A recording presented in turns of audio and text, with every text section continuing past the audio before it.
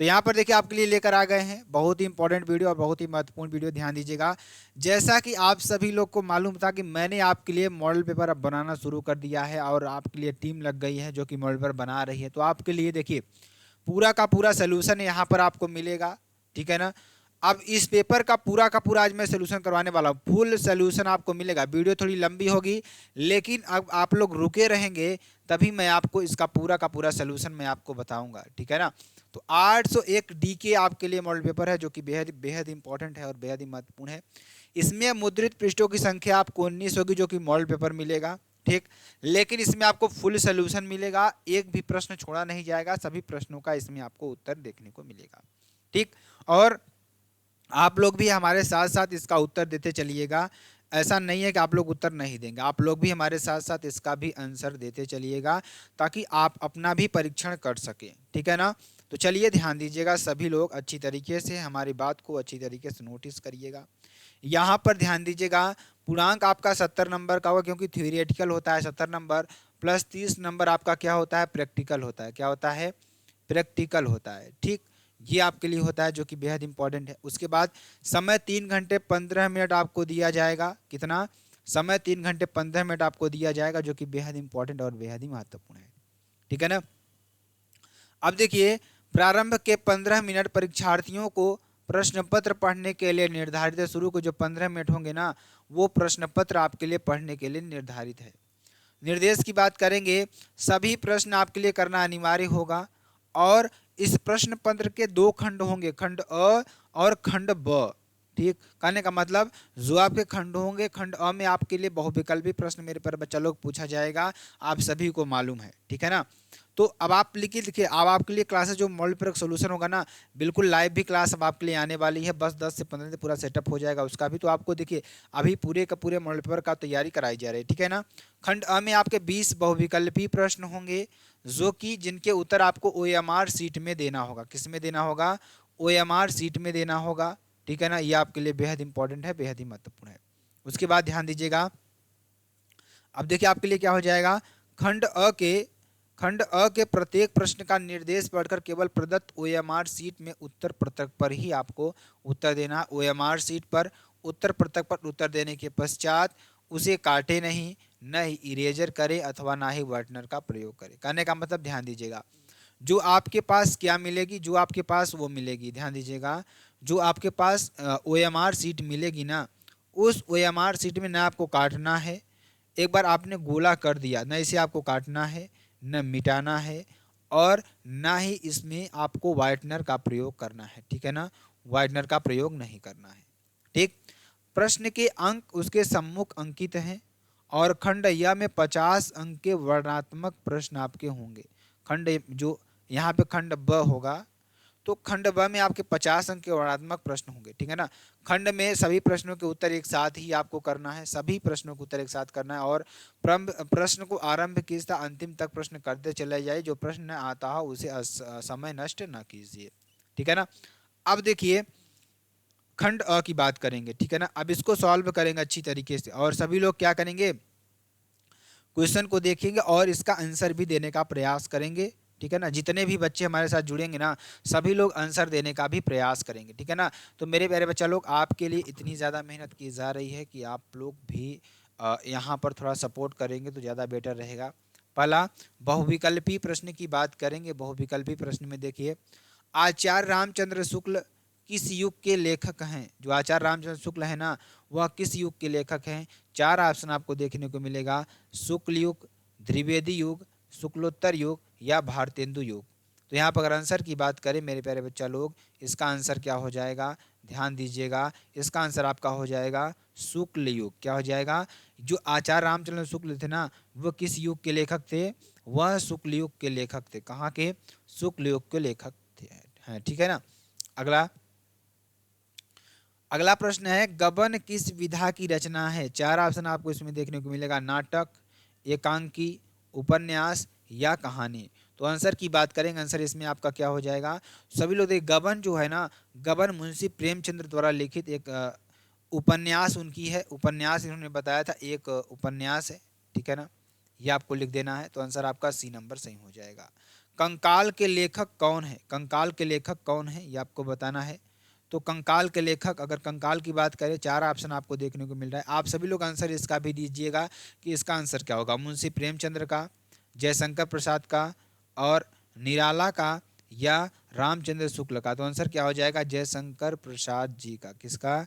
जयशंकर प्रसाद जी का, ठीक है ना। कलम का सिपाही कृति किसकी है? तो कलम का सिपाही जो कृति है वह किसकी कृति है ये आपको बताना है। तो 4 ऑप्शन आपको देखने को मिलेगा, धर्मवीर भारती की, अज्ञेय की, जैनेन्द्र की या अमृत राय की। तो आंसर क्या हो जाएगा आपका? अमृत राय की है। कलम का सिपाही किसका है? अमृत राय की है, ठीक है ना। तो सभी लोग आंसर देते चलेंगे, अच्छी तरीके से समझते चलेंगे, जो कि मेरे प्यारे बच्चे हैं, ठीक है ना। चलिए, शुक्ल युग की समयावधि क्या है? शुक्ल युग की समयावधि क्या है? 4 ऑप्शन आपको देखने को मिलेगा, 1900 से 1918 ईस्वी तक, 1919 से 1938 ईस्वी तक, 1936 से 1943 ईस्वी तक या 1950 से 1919 ईस्वी तक। तो क्या हो जाएगा आंसर इसका? इसका आंसर आपका हो जाएगा 1919 से 1938 ईस्वी तक इसका आंसर हो जाएगा, ठीक है ना। अगले प्रश्न की बात करेंगे, साकेत रचना किसकी है? ध्यान दीजिएगा, यहाँ पर जो साकेत रचना है वह किसकी रचना है? तो ध्यान दीजिएगा किसकी रचना है यहाँ, या ध्यान दीजिए जो आपका है साकेत किसकी रचना है, ठीक है ना। साकेत रचना है किसकी है? महादेवी वर्मा की, जयशंकर प्रसाद की, सुमित्रानंद पंत की या मैथिली शरण गुप्त की। तो आंसर की बात करेंगे तो साकेत किसकी रचना है? मैथिली शरण गुप्त की रचना है। किसकी रचना है? मैथिली शरण गुप्त की रचना है, ठीक है ना। महादेवी वर्मा कवित्री हैं, किस युग की?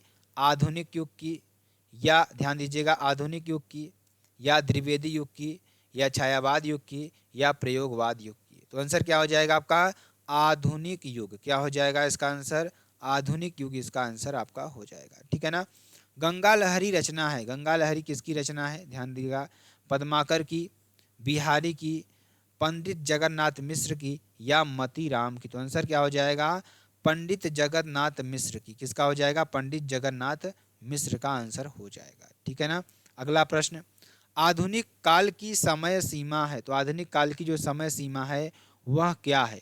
तो 4 ऑप्शन आपको देखने को मिलेगा, 1919 से 1938 ईस्वी तक, 1936 से 1943 ईस्वी तक, 1918 से 1950 ईस्वी तक या 1843 ईस्वी से अब तक। तो आंसर की बात करेंगे, इसका आंसर क्या हो जाएगा? सभी लोग कमेंट बॉक्स में भी इसका आंसर बताएंगे। इसका आंसर हो जाएगा 1919 से 1938 ईस्वी तक, ठीक है ना। महादेवी वर्मा की रचना नहीं है, महादेवी वर्मा की रचना कौन नहीं है? निहार, संध्या गीत, युगांत या दीप शिखा। तो आंसर की बात करेंगे, आंसर क्या हो जाएगा? यहाँ पर इसका आंसर हो जाएगा युगांत। महादेवी वर्मा की जो युगांत है ये रचना नहीं है, इनकी रचना निहार भी है, संध्या गीत भी है और दीप शिखा भी है, ठीक है ना। चलिए अगला देखिए, हास्य रस का अस्थाई भाव क्या होता है? ये तो बहुत ही सिंपल सा प्रश्न है, बहुत ही इंपॉर्टेंट प्रश्न है, ठीक है ना। तो हास्य रस का जो अस्थाई भाव होता है क्या होता है? हास होता है। क्या होता है? हास होता है, ठीक है ना। हास्य रस का अस्थाई भाव क्या होता है? हास होता है, ठीक है ना। ये आपके लिए हो जाएगा। चलिए, पीपर पात सरिस मन डोला, उपर्युक्त पंक्ति में अलंकार कौन सा है? इसमें आपको अलंकार बताना है। इसमें कौन सा अलंकार होगा? रूपक अलंकार, उपमा अलंकार, उत्प्रेक्षा अलंकार या अनुप्रास अलंकार। तो आंसर की बात करेंगे, यहाँ पर आंसर हो जाएगा आपका अनुप्रास अलंकार नहीं होगा, यहाँ पे आपका आंसर होगा उपमा अलंकार, ठीक है ना। तो ध्यान दीजिएगा, ये आपके लिए हो जाएगा। अगला क्वेश्चन, सोरठा छंद में चरण होते हैं, सोरठा छंद में कितने चरण होते हैं ये आपको बताना है। 4 ऑप्शन आपको देखने को मिलेगा, 4, 3, 2, 1। तो आंसर की बात करेंगे, आंसर क्या हो जाएगा? 4। कितने? 4 आपका आंसर हो जाएगा, ठीक है ना। उपदेश शब्द में प्रयुक्त उपसर्ग कौन सा है? जो उपदेश शब्द में प्रयुक्त जो उपसर्ग है वह कौन सा है? उ है, अ है, उप है या अन है। तो आंसर की बात करेंगे, आंसर क्या हो जाएगा? उपसर्ग होगा। उपदेश में क्या उपसर्ग होगा? उपदेश में कौन सा उपसर्ग होगा? उपसर्ग होगा, ठीक है ना। प्रत्यय के भेद कौन कौन से हैं? प्रत्यय के कितने भेद होते हैं? 4 भेद, 5 भेद, 3 भेद या 2 भेद। तो देखिए, प्रत्यय के आपके 2 भेद होते हैं, कौन से? विभक्ति और व्युत्पन्न। यहाँ पे आपको व्युत्पन्न लिखना होगा, थोड़ा हो गया है ये, ठीक है ना। चलिए, तो आपको समझ में आ रहा है कि नहीं समझ में आ रहा है? चलिए, हानि लाभ में समास, देखिए आप रुके रहेंगे, अच्छी तरीके से समझते रहेंगे तो आपके लिए ही बेनिफिट है, ठीक है ना, बेनिफिशियल है। बहुत ज़्यादा मेहनत की जा रही है आप लोगों के लिए, ठीक है ना। चलिए, हानि लाभ में समास कौन सा है? तो चार ऑप्शन आपको देखने को मिला, द्वंद्व समास, कर्मधारय समास, द्विगु समास या बहुव्रीहि समास। तो आंसर की बात करेंगे, आंसर क्या हो जाएगा? द्वंद्व समास आपका हो जाएगा, ठीक है ना। मछली का पर्यायवाची, मछली का पर्यायवाची अगर हम निकालेंगे तो मछली का पर्यायवाची क्या हो जाएगा? मीन हो जाएगा। क्या हो जाएगा? मीन इसका पर्यायवाची हो जाएगा, ठीक है ना। यद्यपि में कौन सी संधि है? यद्यपि में आपकी कौन संधि है? तो यद्यपि, यदि धन अपि, यहाँ पे क्या हो जाएगी? यण संधि आपकी हो जाएगी। क्या हो जाएगी? यण। कौन सी संधि? यण संधि आपकी हो जाएगी, ठीक है ना। मधु शब्द का द्वितीय विभक्ति बहुवचन क्या होगा? जो मधु शब्द है ना, इसका द्वितीय विभक्ति बहुवचन क्या होगा? तो चार ऑप्शन आपको देखने को मिलेगा, मधुने, मधुना, मधुनी या मधुनी, ठीक है। आंसर क्या हो जाएगा? मधुनी। क्या हो जाएगा इसका आंसर? मधुनी आपका आंसर हो जाएगा, ठीक है ना। चलिए, पठेताम धातु का वचन एवं पुरुष है, किसका? पठेताम धातु का वचन एवं पुरुष कौन सा है? प्रथम पुरुष बहुवचन, या प्रथम पुरुष द्विवचन, या प्रथम पुरुष एक वचन, या मध्यम पुरुष द्विवचन। तो आंसर की बात करेंगे, आंसर क्या हो जाएगा? प्रथम पुरुष द्विवचन इसका आंसर हो जाएगा, ठीक है ना। चलिए, आगे आपको बताते हैं, खंड ब की बात करेंगे। खंड ब में देखिए आपके लिए क्या हो जाएगा, जो कि बेहद इंपॉर्टेंट और बेहद ही महत्वपूर्ण है। वर्णनात्मक प्रश्न की बात करेंगे। निम्नलिखित गद्यांश पर आधारित दिए गए प्रश्नों के आपको उत्तर देना है, ठीक है ना। तो ध्यान दीजिएगा, आज हम, देखिए ये आपके लिए गद्यांश पूछ, इसका भी पूरा आंसर हमने आपको लिखा हुआ है, कोई भी आंसर इसमें हमने छोड़ा नहीं है, ना कोई इसमें हमने आपको छोड़ने का प्रयास किया हुआ है। सारे आंसर, सारे जो प्रश्नों का उत्तर देने का हमने प्रयास किया हुआ है। थोड़ा आप देखेंगे इसमें इधर उधर होगा, लेकिन आपको हम अच्छी तरीके से बताएंगे, ठीक है ना। चलिए, ध्यान दीजिएगा, यहाँ पर क्या हो जाएगा? आज हम इसी निर्मल, शुद्ध, शीतल और स्वस्थ अमृत की तलाश में हैं, और हमारी इच्छा, अभिलाषा और प्रयत्न यह है कि वह इन सभी अलग अलग बहती हुई नदियों में भी अभी उसी तरह बहता रहे, और इनको वह अमर तत्व देता रहे जो जमाने से हजारों थपेड़ों को बर्दाश्त करता है, जो आज हमारे अस्तित्व को कायम रखे हुए है और रखेगा, ठीक है ना। उपयुक्त गद्यांश में संदर्भ आपको लिखना है, गद्यांश में लेखक के लेखांकित अंश की व्याख्या स्पष्ट करना है, और लेखक अनुसार हमारा अस्तित्व किस कारण से आज कायम है, ठीक है ना। तो ये आपको बताना। चलिए, पहले हम गद्यांश में इसका संदर्भ लिखेंगे, यहाँ पर जो प्रश्न है संदर्भ, ठीक है ना। तो प्रस्तुत गद्यांश हमारी पाठ्य पुस्तक हिंदी के गद्य खंड में संकलित डॉक्टर राजेंद्र प्रसाद द्वारा लिखित भारतीय संस्कृति नामक निबंध से उद्धृत है, अथवा निम्नवत लोकोपाठ का नाम भारतीय संस्कृत है, आप ऐसे भी लिख सकते हैं, और लेखक का नाम डॉक्टर राजेंद्र प्रसाद, ये आप लिख सकते हैं, कोई बहुत इसमें दिक्कत वाली बात नहीं है, ठीक है ना। उसके बाद रेखांकित अंश की व्याख्या आप करेंगे, भारतीय संस्कृत रूपी विशाल सागर में आकर गिरने वाले इन नदियों में एक ही भाव से शुद्ध, स्वच्छ, शीतल तथा स्वास्थ्यप्रद जल अमृत के समान प्रवाहित होता रहता है। इस जल में एक ही उदात्त भाव का समावेश है जो भारतीय संस्कृति को अमरता और स्थिरता प्रदान करता है। लेखक की हार्दिक इच्छा है कि विभिन्न विचारधाराओं के रूप में प्रवाहित इन नदियों में वह अमृत तत्व सदैव बना रहे, जिससे सभी लोगों में प्रेम और राष्ट्रीयता की भावना का संचार हो। इस भावना का विस्तृत रूप ही सनातन धर्म है, और यही भारतीय संस्कृति की उदात्त परंपरा भी है। यद्यपि इस देश ने तरह तरह के संकट झेले हैं, तथापि भारतीय संस्कृति में विद्यमान विभिन्नता में एकता एक ऐसा तत्व है जो आज तक मिटाया नहीं जा सका, ठीक है ना। तीसरे नंबर की बात करेंगे, तो प्रसिद्ध शायर इकबाल का कहना है कि न जाने कितनी बार इस देश पर बाहरी लोगों द्वारा आक्रमण किए गए, और अनगिनत बार यह देश आक्रमणकारियों की धर्मांधता का शिकार हुआ, किंतु यहाँ एक ऐसा तत्व अवश्य विद्यमान रहा जिसके बल पर भारतीय संस्कृति का अस्तित्व आज तक बना हुआ है, ठीक। उसके बाद ध्यान दीजिएगा, लेखक ने प्रस्तुत गद्यांश में अनेकता में एकता नामक अमर तत्व की ओर संकेत किया है, और यह स्पष्ट किया है कि इस शक्ति द्वारा भारतीय संस्कृति भविष्य में जीवित और अस्थायी बनी रहेगी, ठीक है ना। चलिए, अगर अथवा में देखिए दिया है, इसको आप अपने से कर लीजिएगा, एक आपको करना रहेगा। दिए गए पद्यांश पर आधारित प्रश्नों का आपको उत्तर देना है, ठीक है ना।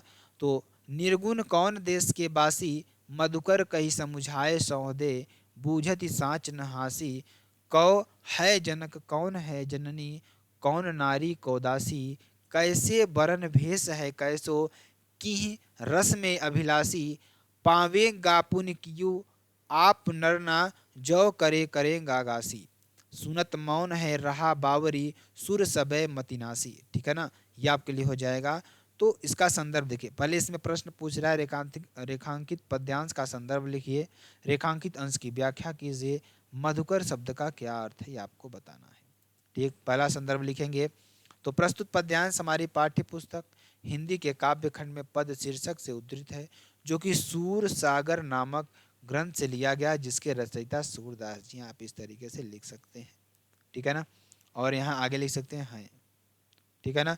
चलिए, प्रसंग की बात करेंगे तो प्रस्तुत पद में कवि सूरदास जी ने गोपियों के माध्यम से निर्गुण ब्रह्म, निर्गुण मतलब क्या होता है, जिसका कोई आकार न हो, निराकार ब्रह्म, जिसका कोई आकार न हो, जिसकी कोई छवि न हो, उस ब्रह्म की बात ये करते हैं कि उपासना का खंडन, सगुण कृष्ण की भक्ति का मंडन किया है, ठीक है ना। व्याख्या की बात करेंगे, प्रस्तुत पद में जब उद्धव गोपियों को निराकार ब्रह्म की आराधना करने को कहते हैं, तब गोपियां भ्रमर की अन्योक्ति में उद्धव को संबोधित करती हुई पूछती हैं कि हे उद्धव, तुम यह बताओ, तुम्हारा वह निर्गुण ब्रह्म किस देश का रहने वाला है।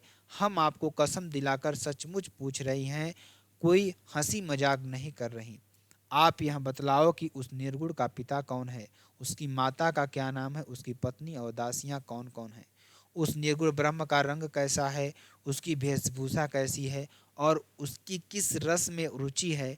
गोपियाँ उद्धव को चेतावनी देती हुई कहती हैं कि हमें सभी बातों का ठीक ठीक उत्तर देना, यही सही बात बताने में जरा भी छल कपट करोगे तो अपने किए का फल अवश्य पाओगे। सूरदास जी कहते हैं कि गोपियों के ऐसे प्रश्नों को सुनकर ज्ञानी उद्धव, ठीक है ना, थके से रह गए और उसका सारा ज्ञान सर्व गर्भ अनपढ़ गोपियों के सामने नष्ट हो गया। यानी गोपियों का कहना है जो निराकार ब्रह्म, ठीक है ना, निराकार ब्रह्म है, उसके बारे में कुछ जानकारी, ठीक है ना, उसके बारे में कुछ जानकारी, ठीक है ना, ही नहीं तो उसकी आराधना हम कैसे करें, ठीक है ना। काव्य का सौंदर्य की बात करेंगे, सगुणोपासक सूर्य ने गोपियों के माध्यम से निर्गुण ब्रह्म का उपहास पूर्वक खंडन कराया। गोपियों के प्रश्न सीधे साधे होकर भी व्यंग्यपूर्ण है। यहाँ कवि की कल्पना शक्ति और स्त्रियों की अन्योक्ति में व्यंग करने की स्वभावगत प्रवृत्ति का बड़ा, ठीक है ना।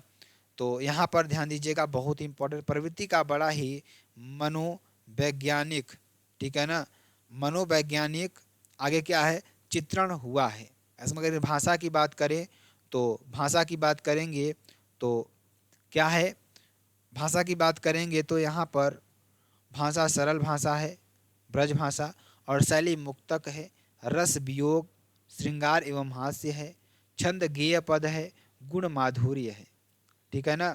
तो यहाँ पर आपका हो जाएगा। अलंकार की बात करेंगे, समुझाई सौदे में आपका क्या होगा, पावेंगो मुनि के अनुप्रास मानवीकरण था, मधुकर के माध्यम से उद्धव को संबोधन करने में अन्योक्ति होती है, ठीक है ना। और कठिन शब्दों का अर्थ इसमें ध्यान दीजिएगा, मधुकर में ध्यान दीजिएगा, यहाँ पर क्या हो जाएगा, भ्रमर, लेकिन यहाँ उद्धव के लिए प्रयोग हुआ है। सौ मीन्स क्या होता है, शपथ होता है, कसम होता है। साँच मीन्स क्या होता है, सत्य होता है। हाँसी मीन्स हंसी होता है। जनक मीन्स पिता होता है। बरन मीन्स क्या होता है, रंग और वर्ण, ठीक। गासी मीन्स क्या होता है, छल कपट, ठीक है ना। और बावरी मीन्स क्या होता है, बावला पागल, या नासी मीन्स नष्ट हो गया, ठीक है ना। ये आपके लिए होगा, जो कि वेरी वेरी मोस्ट इंपॉर्टेंट है और बहुत ही महत्वपूर्ण है, ठीक है ना। तो आगे देखिए इसमें क्या कर रहे हैं, जो कि बेहद इंपॉर्टेंट और बेहद ही महत्वपूर्ण है। अथवा देखिए दूसरा नंबर है, इसको आप कर लीजिएगा। चलिए देखिए, पाँचवें नंबर की बात करेंगे। पाँचवां नंबर में देखिए क्या दे रखा है, ठीक है ना। पाँचवें नंबर में दिए गए संस्कृत गद्यांश में से किसी एक संदर्भ सहित हिंदी में अनुवाद कीजिए। ऐसा नगरी भारतीय संस्कृते संस्कृत भाषायाश्च केंद्रमल अस्ति, इत एव संस्कृत वाङ्मयस्य ऐसा संस्कृत चेत आलोकम सर्वत्र प्रसिद्धः मुगल युवराजः दारासिकोः अत्रागत्य भारतीय दर्शन शास्त्राणाम् अध्ययनम् अकरोत् सः तेषां ज्ञानेन तथा प्रभावितः अभवत् यत् तेन उपनिषदाम् अनुवादः पारसी भाषायां करितः। कहने का मतलब संस्कृत में देखिए संदर्भ का प्रस्तुत गद्यांश हमारी पाठ्य पुस्तक वाराणसी पाठ से उद्धृत है। प्रसंग की बात करेंगे तो इस गद्यांश में वाराणसी की ऐतिहासिकता तथा अवस्थित के विषय में बताया गया है। अनुवाद की बात करेंगे, ध्यान दीजिएगा, हिंदी में अनुवाद। यह नगरी भारतीय संस्कृत और संस्कृत भाषा की केंद्र स्थली है। इसी से संस्कृत साहित्य और संस्कृत का प्रकाश भी सभी जगह फैला है। मुगल युवराज दारासिकोह ने यहाँ आकर भारतीय दर्शन शास्त्रों का अध्ययन किया था। वह इस ज्ञान से इतना प्रभावित हुआ कि उसने उपनिषदों का अनुवाद फारसी भाषा में कराया। ठीक है ना, चलिए आगे चलिए। अगला प्रश्न हमारे पास है 6 नंबर, दिए गए संस्कृत पद्यांश में किसी का संदर्भ से अनुवाद कीजिए। तो जैसे दिया है, उत्तरम यदि समुद्रस्य हिमाद्रैश्रैव दक्षिणम वर्ष तद भारतम नाम भारती यत्र संतति।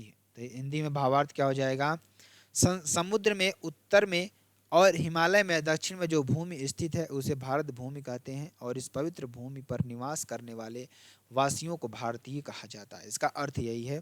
व्याख्या की बात करेंगे तो व्याख्या में देखिए, भारत भूमि के संबंध में अधिक विस्तार से कहें तो कश्मीर से लेकर कन्याकुमारी तक, सिंधु नदी से लेकर ब्रह्मपुत्र की तक जो भूभाग है, जो हिमालय पर्वत श्रृंखला के दक्षिण रूप में शुरू होता है और हिंद महासागर में उत्तर से स्थित सारी भूमि भारत भूमि कहलाती है। भारत भूमि में रहने वाले सारे निवासी मुख्यतः भारतीय हैं। ठीक है ना, आगे बात करेंगे। देखिए अब आपको अगला जो प्रश्न आता है, देखिए यहाँ पर आता है आपके खंड काव्य। ठीक, तो खंड काव्य में आपको एक यहाँ पर अच्छी तरीके से पढ़ना होगा। आप चाहे तो देखिए आप प्रयागराज में है, आपको ध्यान दीजिए अगर पूजा को पढ़ना होगा। ठीक है ना, इसको आप पढ़ लीजिएगा अच्छी तरीके से। उसके बाद अगला प्रश्न 6 नंबर, देखिए दिए गए लेखकों में से किसी एक का जीवन परिचय आपको लिखना है। आचार्य रामचंद्र शुक्ल का जीवन परिचय हम यहाँ पर लिखेंगे। ठीक है ना, तो हिंदी के समीक्षक ये आपको लिखना है, इसको आपको पहले स्क्रीनशॉट कर लेना। इनका जन्म 1884 ईस्वी में हुआ और इनके पिता का नाम चंद्रबली शुक्ल था जो कि मिर्जापुर के कानून गो थे। इनकी माता अत्यंत विदुषी और धार्मिक थी। इनकी प्रारंभिक शिक्षा दीक्षा अपने पिता के पास जिले की राठ तहसील में हुई। हिंदी, अंग्रेजी, संस्कृत, बांग्ला, उर्दू, फारसी आदि भाषाओं का ज्ञान इन्होंने स्वाध्याय से प्राप्त किया। इंटरमीडिएट में आते ही इनकी पढ़ाई छूट गई, ये सरकारी नौकरी करने लगे, किंतु स्वाभिमान के कारण नौकरी छोड़कर मिर्जापुर के मिशन स्कूल में चित्रकला अध्यापक हो गए। अध्यापन का कार्य करते हुए इन्होंने अनेक कविता, निबंध, नाटक आदि की रचना की। इनकी विद्वता से प्रभावित होकर इन्हें हिंदी शब्दसागर के संपादन कार्य में सहयोग के लिए श्याम सुंदर दास जी द्वारा काशी नगरी पछाड़ी सभा के सम्मान बुलाया। 19 वर्ष तक काशी नगरी पछाड़ी पत्रिका का संपादन भी किया। ठीक कुछ समय पश्चात इनकी नियुक्ति काशी हिंदू विश्वविद्यालय में हिंदी विभाग के प्राध्यापक के रूप में ही हो गई और श्याम सुंदर दास जी अवकाश प्राप्त करने के हिंदी विभाग के अध्यक्ष भी हो गए। शुक्ल जी ने लेखक का शुभारंभ कविता के साथ किया। नाटक लेखक की ओर भी इनकी रुचि रही, पर इनकी प्रखर बुद्धि इनको निबंध लेखन की आलोचना में ले गई। ठीक है ना, इनकी रचनाओं की बात करें तो इनकी रचनाओं के विवरण निम्नलिखित है, ध्यान दीजिएगा। निबंध आपको ये पूरा लिख लेना अच्छी तरीके से, क्योंकि हमने बहुत सारा डिटेल में दिया हुआ है, तो आप लोग अच्छी तरीके से लिखिएगा। ठीक है ना, उसके बाद गोस्वामी तुलसीदास, ठीक है ना, यहाँ पर निबंध इनका उत्तर लिखे। तुलसीदास जी का भी जन्म आपको लिखना है। ठीक है ना, इसको अच्छी तरीके से लिख लेंगे, जो कि बेहद इंपॉर्टेंट और बेहद ही महत्वपूर्ण है। ध्यान दीजिएगा, यहाँ पर मैं आपको बता देता हूँ क्या है कि गोस्वामी तुलसीदास का जन्म 1800, ध्यान दीजिएगा, इनका जन्म 1889 विक्रम संवत उत्तर प्रदेश के बांदा जिले के राजापुर गांव में हुआ। इनके पिता पंडित आत्माराम दुबे, माता हुलसी देवी। कुछ विद्वान इनकी रचित पंक्ति में मैं मुनि निज गुरुसन शून्य कथा को सुकर खेत के आधार पर इनका जन्म एटा जिले के सूरो नामक ग्राम में मानते हैं। अतः विद्वान के प्रमाण स्वरूप इनके जन्म स्थान में राजापुर ग्राम को अधिक प्रमाणिकता मिली। विद्वानों का मत है कि इनके माता पिता के बाल्यकाल में ही इनकी त्याग कर दिया गया। इनका पालन पोषण प्रसिद्ध संत बाबा नरहरिदास के संरक्षण में हुआ। इन्हीं के देखरेख में तुलसीदास ने भक्ति एवं ज्ञान की विद्या अर्जित की और शिक्षा की पूरी होने पर उपरांत ये पुनः अपने ग्राम राजापुर आ गए, जहां पर इनका विवाह पंडित दीनबंधु पाठक की सुंदर कन्या रत्नावली से हुआ। ये अपनी पत्नी को बहुत अधिक प्रेम करते थे, जिनकी एक बार रत्नावली से खिन्न होकर बोली कि आप जितना ध्यान मुझ पे देते हो, अगर इससे कम भी ध्यान प्रभु भक्ति में देते तो साक्षात प्रभु के दर्शन आपको हो जाते। रत्नावली की ये बातें उन्हें दिल पर चोट कर गई और वे प्रभु की भक्ति की ओर उन्मुख हो गए। रत्नावली की बातों ने उन्हें वैराग्य हो गया। इसके उपरांत काशी के विद्वान से सनातन तुलसी ने वेद वेदांग का ज्ञान प्राप्त किया और अनेक तीर्थों का भ्रमण करते हुए श्री राम के पावन चरित्र का गुणगान करने लगे। इनकी सर्वाधिक समय काशी, अयोध्या और चित्रकूट में व्यतीत हुआ, किंतु अपने अंतिम समय में काशी आ गए। सन 1623 ईस्वी में इन्होंने राम राम कहते हुए काशी के 80 घाट पर परमात्मा में विलीन हो गए। ठीक है ना। उसके बाद 7वां नंबर में आपको एक श्लोक लिखना है। इसमें आपको कोई 2 प्रश्नों को करना है जो कि बहुत ही सिंपल होते हैं। उसके बाद निबंध, ध्यान दीजिएगा, निबंध तो आप अपने से शब्दों को बना करके लिख सकते हैं, कोई दिक्कत नहीं। इसका PDF मैं आपको प्रोवाइड कर दूंगा, ठीक है ना। इसको आप अच्छी तरीके से लिख लीजिएगा, ठीक है ना। इसको आप कर लीजिए, उसके बाद PDF तो देंगे ही, ठीक है ना, और इसको भी आप कर लीजिए। उसके बाद ध्यान दीजिएगा ये आप पूरा कर लेना है, ठीक है ना। तो आपको उपसंहार भी कर लेना है, ठीक है ना। इसमें 3 आपको दिया हुआ, आतंकवाद एवं निवारण, नारी शक्ति सशक्तिकरण, ठीक है ना। तो पहला क्या था, मेरे प्रिय कवि, ठीक, प्रिय कवि, ठीक है ना। तो ये आपको वीडियो कैसी लगी आप कमेंट बॉक्स में ज़रूर बता सकते हैं। फिर मिलते हैं नेक्स्ट वीडियो में नए टॉपिक के साथ। तब तक के लिए मेरे प्यारे बच्चा लोग, जय हिंद, जय भारत।